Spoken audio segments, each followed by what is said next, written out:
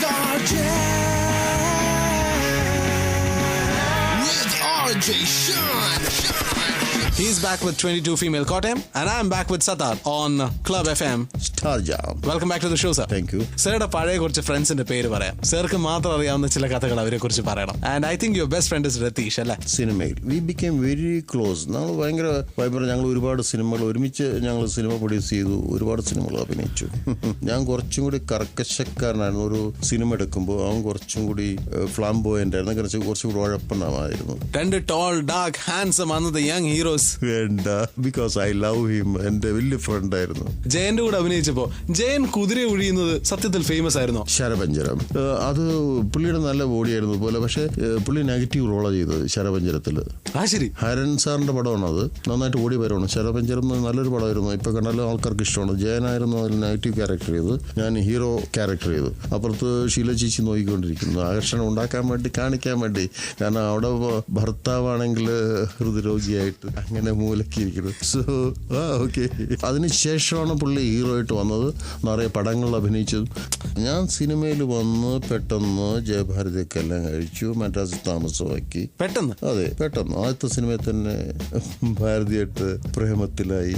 2 വർഷം കഴിഞ്ഞപ്പോൾ 3 വർഷം കഴിഞ്ഞപ്പോൾ ഞങ്ങൾ കല്യാണം കഴിച്ചു. പക്ഷേ ഞാൻ അതുകൊണ്ട് എന്റെ അഹങ്കാരമാണോ എന്ന് എനിക്കറിയില്ല, ആരുമായിട്ട് അധികം കൂട്ടുകൂടാൻ പോയിട്ടില്ല.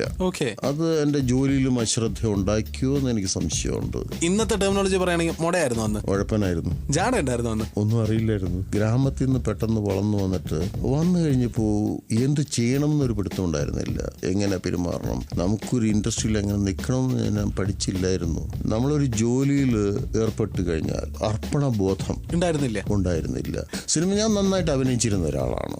ഇപ്പോഴും ഇപ്പൊ ഈ 22 ഫീമെയിലിൽ അഭിനയിച്ചപ്പോ എങ്ങനെ വന്നു, ആഷിഖ് കപൂറിനൊക്കെ എനിക്ക് പ്രത്യേകിച്ച് എടുത്തു പറയേണ്ടി വരും അതിൽ. So I adore them like anything. Fantastic sir. ഇത് ക്ലബ് എഫ്എമ്മിൽ സ്റ്റാർ ജാം, ടൺ കണക്കിന് fun. Star Jam with RJ Sean. പണ്ട് എന്നൊരു സ്പെഷ്യൽ റൗണ്ട് ഞാൻ സത്താറിന് വേണ്ടി ഉണ്ടാക്കിയിട്ടുണ്ട്. പണ്ട് ക്ലബ് എഫ്എം സ്റ്റാർ ജാം. എന്റെ കൂടെ ഉണ്ട് ആക്ടർ സത്താർ. പണ്ട് ഫിലിം സ്റ്റാർസിന് ഈ കാറൊക്കെ ഉണ്ടായിരുന്നു. ഇന്ന് കാണുന്ന പോലെ വലിയ വലിയ കാറ്, കാരവാനൊക്കെ ഉണ്ടായിരുന്നു. അന്നത്തെ ഫിലിം സ്റ്റാറിന്റെ ലക്ഷറി എന്തായിരുന്നു? അന്നത്തെ കാർ യാത്ര സുഖം തന്നെയായിരുന്നു. കാരണം ആകെപ്പാടെ 1-2 അംബാസിഡർ കാർ. ആ ഒരു അംബാസിഡറിൽ എത്ര പേര് ഇരിക്കും? ഇപ്പോൾ 3-5 പേര് ഇരിക്കുമായിരിക്കും. പക്ഷെ അന്ന് 10 പേരെ കൊണ്ടുപോയിരുന്നു. അന്ന് പ്രൊഡ്യൂസേഴ്സിന്റെ അടുത്ത് പൈസ മുടക്കാൻ ഉണ്ടായിരുന്നില്ല. ഒരു 1 ലക്ഷം രൂപ, 1.5 ലക്ഷം രൂപ, 2 ലക്ഷം രൂപയ്ക്ക് പടം തീർക്കുകയാണ്. പണ്ട് 2 ലക്ഷം രൂപയ്ക്ക് പടം തീർക്കുന്ന സമയത്ത് സത്താറിന് എത്ര രൂപയായിരുന്നു കിട്ടിയിരുന്നത്? എനിക്കൊരു 10,000 രൂപ. എനിക്ക് അന്ന് ഒരു 25,000 രൂപ പറഞ്ഞ ഒരു 5,000 രൂപ അഡ്വാൻസ് വരും. ബാക്കിയൊക്കെ നോക്കിയാൽ മതി. പക്ഷെ സ്നേഹം ഉണ്ടായിരുന്നു. കാരണം അത് ഓടിക്കഴിഞ്ഞാൽ അവർ തരും എന്നറിയാം. ഓടിയില്ലെങ്കിൽ നമ്മൾ വിട്ടു കൊടുക്കുമായിരുന്നു. എപ്പോഴും പടം ഇറങ്ങിയിട്ട് ഓടുകയാണെങ്കിൽ മാത്രമേ ബാക്കി കാശ് കിട്ടുള്ളൂ അല്ലേ? ചോദിക്കാറില്ല. പണ്ട് സർ, ചായയുടെ വില കൂടുന്നു എന്ന് കേട്ടു. അന്ന് ചായയുടെ വില എന്തായിരുന്നു? 5 പൈസക്ക് ചായ കഴിച്ചിട്ടുണ്ട്. പിന്നെ അപ്പുറത്ത് പോയിട്ട് ആലുവയിൽ ഒരു അരോമ ഹോട്ടലിൽ നിന്ന് അവിടെ 25 പൈസ. എൻ്റെ 25 പൈസയോ? അപ്പുറം സീലോഡിൽ വന്ന് എറണാകുളത്ത് 1 രൂപ ചായക്ക്. വൗ, 1 രൂപയുടെ ചായ. അത് 5 സ്റ്റാർ ചായയാണ്. 5 പൈസയായിരുന്നു അന്നത്തെ ചായ. ഞാൻ കോളേജ് പഠിക്കുമ്പോൾ എനിക്ക് വാപ്പ തരുന്നു 1.25 രൂപയാണ്. 10 പൈസ ബസ്സിന്, അങ്ങോട്ടും ഇങ്ങോട്ടും 20 പൈസയോ. 5 പൈസ ഒരു എക്സ്ട്രാ തരുന്നുള്ളൂ. 1 രൂപ ഷാപ്പാണ്. 1 രൂപ എന്ന് പറഞ്ഞാൽ ഷാപ്പാടിന് അത്ര ഉണ്ടാവും. ഇത്തിരി ഇറച്ചിക്കറിയൊക്കെ കൂട്ടി കഴിക്കണമെങ്കിൽ 1 രൂപയാവും. അപ്പോൾ 25 പൈസ നടന്ന് ഞങ്ങൾ ലാഭിക്കും. ആ 25 പൈസ പോക്കറ്റിലിടും. Fantastic sir. Club FM, ton കണക്കിന് ഫൺ.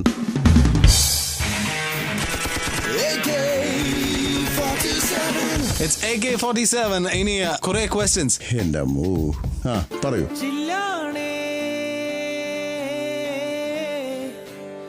നിന്നുടൽ മിന്നണ ചില്ല്. പെൺകുട്ടി കല്ലാണോ ചില്ലാണോ അക്കോർഡിംഗ് ടു സത്താർ? ചില്ലാണ്. അടിച്ചാൽ ഉടയും. സ്ട്രോങ് ആണ് താനും. പക്ഷേ നമുക്ക് ഒരുപാട് ഉപകാരമുണ്ട് ചില്ലുകൊണ്ട്. കണ്ണാടിയായിട്ട് നോക്കാം. പെയിന്റ് അടിച്ചു കഴിഞ്ഞാൽ ഒരുപാട് ഉപകാരമുണ്ട്. കല്ലാണി ഒരു ഉപകാരമില്ല. കല്ലാണി എറിയാൻ മാത്രമേ പറ്റൂ. Next question. ഒരു പെണ്ണ് നാട് ഭരിക്കണം. കാരണം ബാംഗ്ലൂർ IIM സ്റ്റുഡൻസ് സ്ത്രീ സ്ഥാനാർത്ഥികളെ ട്രെയിൻ ചെയ്യണം, എങ്ങനെ നാട് ഭരിക്കണം, എങ്ങനെ ജയിക്കണം, എങ്ങനെ ഇലക്ഷൻ ക്യാമ്പയിൻ ചെയ്യണമെന്ന്. ഒരു പെണ്ണ് നാട് ഭരിക്കണം. ജയലളിത കണ്ടുപിടിക്കുക. വൈസ് കാരണസാധനം വിവേകപൂർവ്വമായിട്ട് ചിന്തിക്കാറുണ്ട് അവർ. തീരുമാനങ്ങൾ, അവരുടെ വാക്കുകളുടെ പ്രസക്തി, വ്യക്തിത്വം ഭയങ്കരമാണത്. ഇതിൽ സുന്ദരി ആരാണ്? ജയഭാരതി, ജയബാധുരി? പള്ളി പോയി പറഞ്ഞ ജയഭാരതി തന്നെ. Why is it so? She's my wife and എന്റെ ആദ്യത്തെ ഞാൻ ആദ്യം പ്രേമിച്ച് കല്യാണം കഴിച്ച അവരെയാണ്.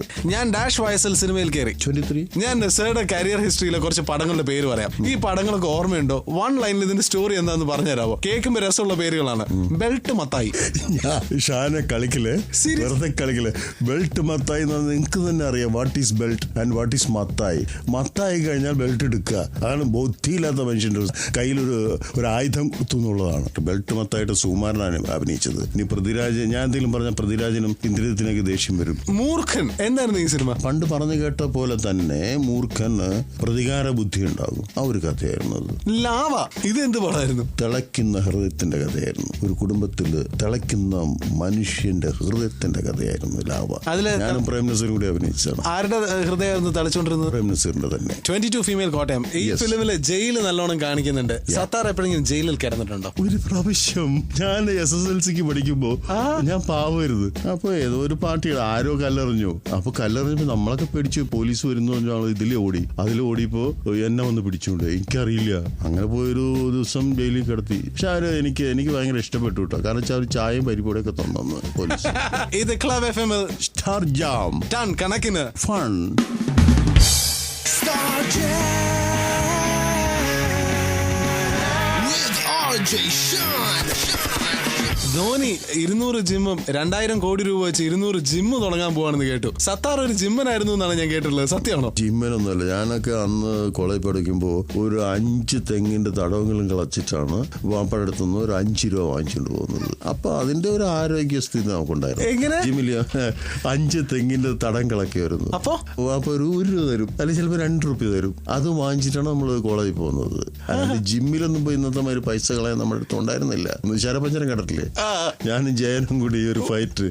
ജയനും നല്ല പുള്ളി ജിമ്മിൽ പോയി ഉണ്ടാക്കിയതാണ്. പക്ഷെ ഞാൻ ഇങ്ങനെ തെങ്ങിന്റെ തടം കളച്ചിട്ട് ഉണ്ടാക്കിയ ബോഡിയായിരുന്നു. ജിമ്മിൽ പോയിട്ട് വേണോ ഇന്ത്യക്കാർ ബോഡി ഉണ്ടാക്കാൻ? അധ്വാനിച്ച് ഉണ്ടാക്കുന്നതാണ് സുഖം. ഒരു ജിമ്മിൽ പോയി കഴിഞ്ഞാൽ നമുക്ക് അത് മാത്രമായി പോകണം. നമ്മളിപ്പോ ഈ തെങ്ങിന്റെ തടം കളച്ചു എന്ന് ഞാൻ പറഞ്ഞില്ലേ, അത് 2 വിധത്തിൽ നമുക്ക് ഗുണമുണ്ട്.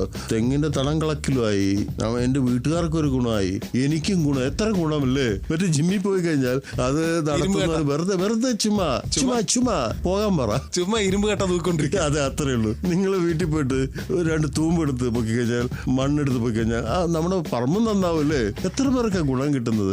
അങ്ങനെ ചിന്തിക്കട്ടെ. തീർച്ചയായിട്ടും അങ്ങനെ ചിന്തിക്കണം. ഇതുപോലെ എന്തൊക്കെ ചെയ്തിട്ടുണ്ട്? ബേസിക്കലി ഒരു കൃഷിക്കാരന്റെ മകനാണ്. MA പഠിക്കും പോലും പോത്തിനെ കൊണ്ട് റോട്ടിൽ കൂടെ നടക്കുമായിരുന്നു, പോത്തിനെ കൊണ്ട് ഉഴാൻ പോയിരുന്നു. ഇതൊക്കെ ഒരു രസമാണത്. എന്റെ മോൻ വീട്ടിൽ വന്നപ്പോ പോത്തിന്റെ പറയണത്, വാപ്പാടെ വീട്ടില് 4 പോത്തിന് 6 കൊമ്പ് എന്നൊക്കെ പറഞ്ഞ് പാട്ടൊക്കെ പാടി അവരെ കളിപ്പിച്ചിട്ടുണ്ട്. അതൊക്കെ രസമായിരുന്നു. അതൊരു സുഖമായിട്ട് കാണുന്നു. ഞാൻ സിനിമയില്ലായിരുന്നപ്പോൾ എന്ത് ചെയ്തു എന്ന് ഷാൻ എൻ്റെ അടുത്ത് ചോദിച്ചു. ഞാനൊക്കെ ഒരു 200 വാഴയൊക്കെ സ്വന്തമായിട്ട് വെച്ചിട്ടുണ്ട്. ഞാൻ ജോലിക്കാരെ വെച്ചിട്ടില്ല, സ്വന്തമായിട്ട് ചാണകം കൊണ്ടുവന്ന് നനച്ച് അത് വളർത്തിയിട്ടുണ്ട്. ഏത്തവാഴ രസമാണ് ഷാൻ. സിനിമ എല്ലാം വെരി ട്രൂ. ഇത് club FM star jam ton കണക്കിന് ഫൺ.